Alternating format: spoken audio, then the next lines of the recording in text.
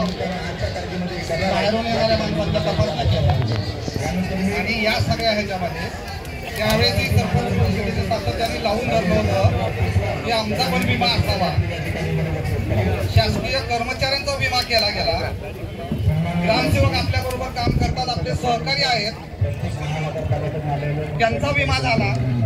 आणि मला कालच ग्रामसेवक संघटनेच्या अध्यक्षांनी सांगितलं की कोरोना काळामध्ये जवळजवळ 140 ग्रामसेवक या राज्यभरातले मयत झाले, त्यांच्या सर्वांच्या कुटुंबाला 50 लाख रुपये देण्यात आले। आनंद आहे की माणूस एखादा जातो त्यावेळी त्यांचं कुटुंब उघड्यावर पडतं म्हणून त्यांना मदत केली, त्याबद्दल आम्हाला वाईट वाटत नाही, उलट आनंदच आहे की आमच्या ग्रामसेवक बांधवांच्या कुटुंबाला मदत झाली।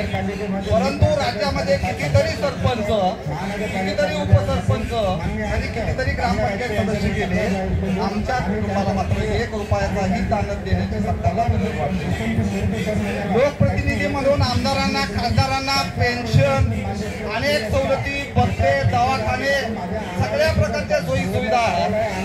जर सरपंचांना तुम्हाला असणाऱ्या सोयी सुविधा सरपंचाला देण्यात येत असतील तर तुमच्या सुद्धा रद्द झाल्या पाहिजे अशी मागणी करणं गरजेचं आहे।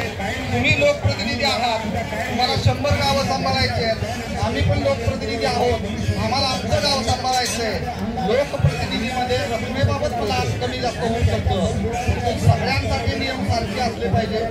कोरोनाचा काळ आठवला, अनेक आपल्या परिचयाचे सरपंच गेलेले आठवले, म्हणून मदत मी येऊन हा मुद्दा आपल्या समोर आणला। धन्यवाद।